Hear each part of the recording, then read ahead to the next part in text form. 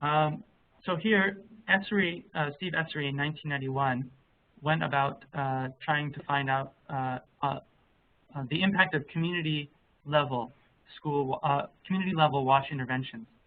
And what you see here on the left side of the table, on the top you see expected reduction in diarrheal disease morbidity from improvements or one or more components of water and sanitation. So he looked at, this is a review study, he looked at a number of different studies and found that on the first line you see water and sanitation showed a reduction in the red here, you can see a reduction in 20% of diarrhea.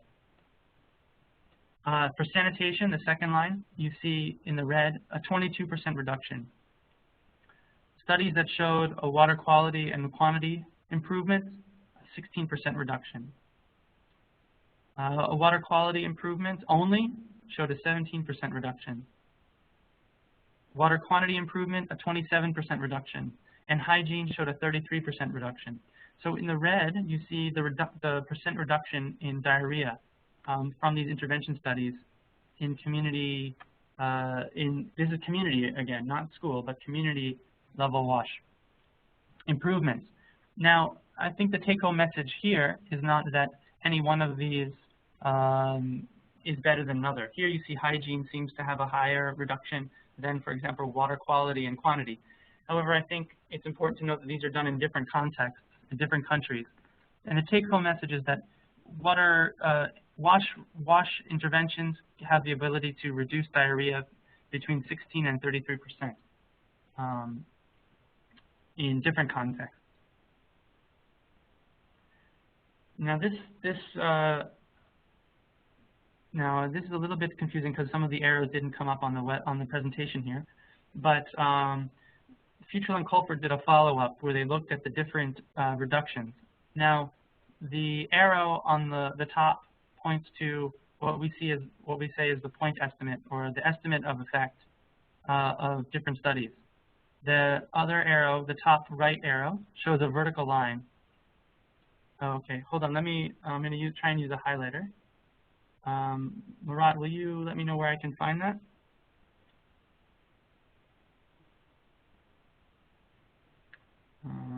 Okay.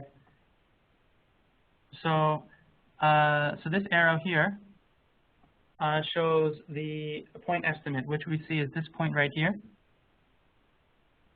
And that tells us the effect that we're seeing from different interventions. This arrow right here shows this vertical line. And the vertical line right here shows that this means no effect. So everything to the left means that there is an impact on the intervention. So let's see. Right here we see the different types of interventions. Here we have hygiene, sanitation, water supply, water quality, and then all the interventions. The take-home message here is that, again, hygiene is effective, sanitation is effective, water supply is effective, water quality is effective, and multiple interventions shows effect. Around, here it says 0.7, so that's a 30% reduction in diarrheal disease by using community-based wash.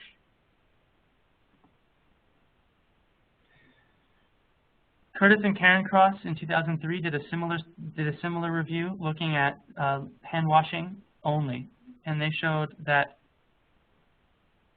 there is an effect of upwards of 43% reduction in diarrheal disease when there's promotion of hand washing compared to the controls.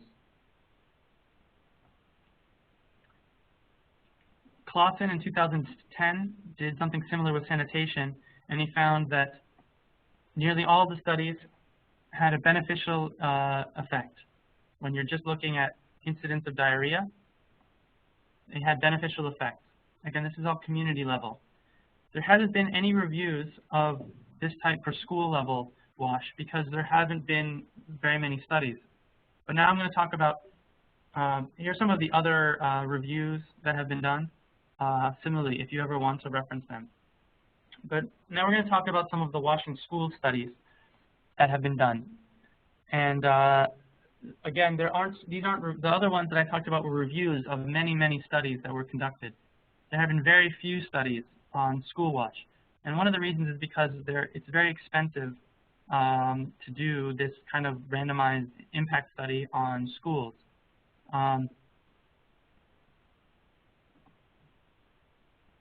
So in 2007, Bowen did a study on hand washing in primary schools in China. And she looked at absence and days of absence within 3 different groups. One group was the control group, which is here. One group was a standard intervention group, which just received soap for a provision of soap for hand washing. And the other she called the expanded intervention group, which is here, which was provision of soap, but also intensive behavior change approaches. Okay, and what you have here is you can see this. This is the impact for the regular group, and this is the impact for the enhanced group. And down here at the bottom, I've highlighted some of the key outcomes. So with the hand washing and soap provision, we saw a 44% reduction in absence against controls. Expanded, it was very similar. However, when you look at the days of absence, you see a 27% reduction only. Whereas when you did expanded hand washing plus behavior change, there was a reported 54% reduction in days missed by schools. That's a huge, by school children, that's a huge number. And I think the take-home message here is that when provision of soap is important, but when you have the expanded hand washing and behavior approaches, you can see even better impact. This is one of the few very good, rigorous publications on school wash, and it really only touches on hand washing and behavior change.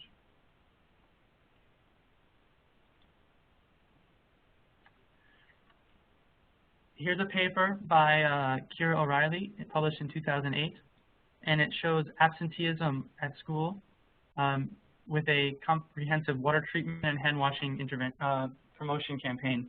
The water treatment was sodium hypochlorite disinfectant in Kenya called WaterGuard, and then there's hand washing promotion, including soap provision and buckets used for water storage. And what you see is here on the top A, this shows the absence rate for 9 intervention schools, and this is at baseline, and this one is at follow-up here, this line. So baseline and follow-up. And what you see is a difference between these 2 lines, and that shows the impact, as opposed to here in B, where you see no difference between, this is control, you see no difference in absenteeism between the 9 control schools. So the study showed a 35% reduction in absenteeism between the baseline and final for the intervention as compared to controls. However, this study had no randomization and no true control, so it's really considered a randomized control trial. In 2010, a paper was just published by Elizabeth Blanton, and it discussed water treatment and hand washing between a number of schools in Kenya as well, using Pure, which is a flocculant disinfectant promoted by Population Services International and developed by Procter & Gamble. So right here you see the pre-intervention levels of absenteeism, and then here you see the post-intervention. So you see the difference here between the pre-intervention and post-intervention. And from that, we get a 24 to 26% reduction in absenteeism due to just a simple water treatment and hand washing promotion campaign.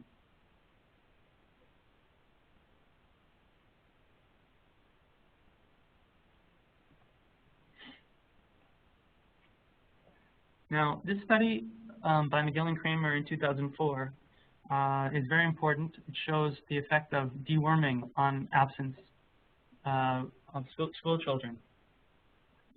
This line right here, the children were randomized within the schools to receive either deworming or with albendazole or a control. Now, we consider deworming to be a wash intervention because of the fact that it reduces soil transmitted helminth infection, which is predominantly sanitation and hygiene related illness.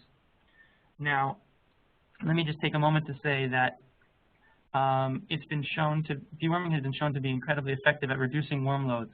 However, there have been very few studies that actually show how long those low levels of worm infection last. And I think most of you are probably familiar with broad deworming campaigns in your countries, but that recommend deworming every 6 months, because worms can come back if there is no sanitation and hygiene intervention. So what we're interested in school wash is not only the deworming, but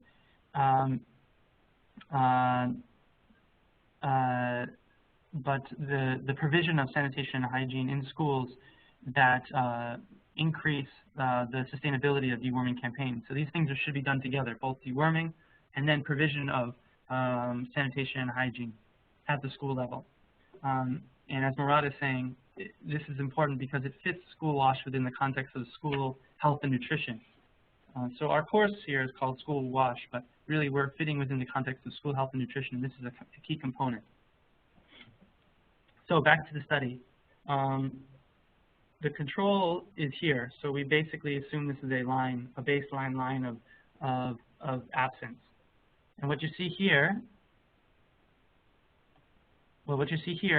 is the children that are dewormed and their level of participation, which goes like this. And this is the difference. This line here is the difference. So you see that over time, the participation of students that were dewormed goes up. Now, what's really important about this study is that a new paper has just come out, or is just being circulated, that shows that children that were dewormed over the next 15 years had better graduation rates, and better jobs. So the overall attainment of these children over 15 years was increased just over a 2-year deworming campaign.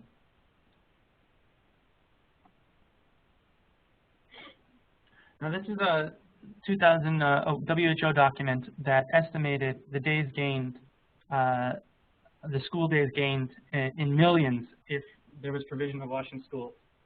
And this is taken from that review that I talked about that's posted on the website, the UNICEF Wash Review. So if the MDGs, you can see if the water MDGs were reached, you'd have 79 million days of gained school. Sanitation MDGs, you'd have 193 million days of gained school. Both water and sanitation, you'd have 272. Universal water and sanitation, 443. Universal improved water and sanitation plus point of use water treatment. Point of use water treatment is treating water at the point of use, as is said here.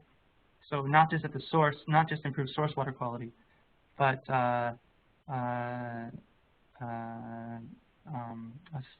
water quality that's there when you're actually drinking the water. And then at the end, everyone has access to regulated pipe water source that would gain 1.8 billion days of school. This is estimates by UNICEF, by WHO.